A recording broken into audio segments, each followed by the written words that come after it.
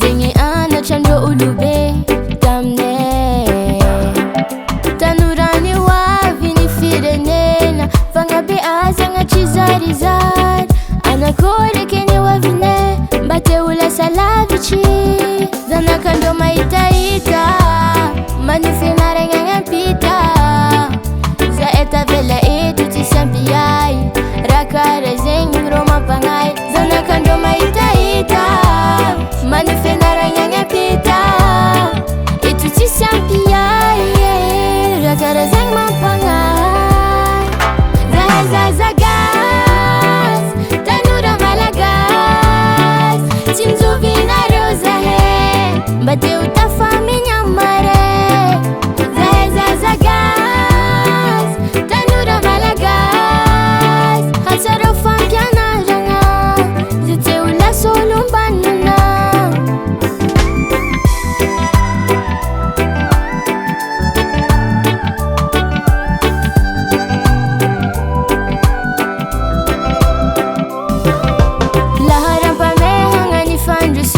Nefa koa tsy mazava ny lalagny amboagna, resiny akamoagna vaolagny edy zaagna.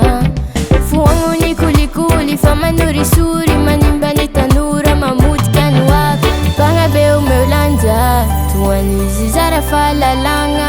Zanakandrô mahitahita manifenaragna agnampita.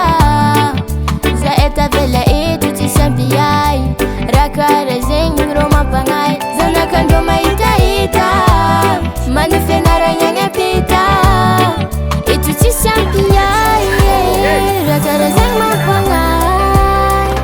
Zahay zaza gasy, Tanora Malagasy, tsy mizovinareo zahay mba te ho tafamigny amaray. Zahay zaza gasy, Tanora Malagasy, hatsarao fampianaragna zay te ho lasa olom-banona.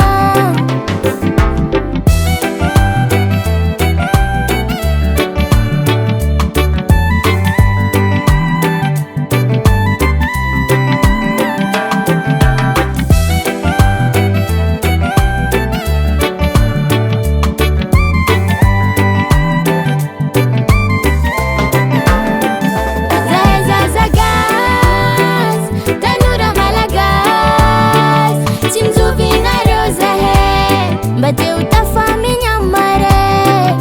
Zahay zaza gasy, Tanora Malagasy, hatsarao fampianaragna zay te ho lasa olom-banona. Baba Sam.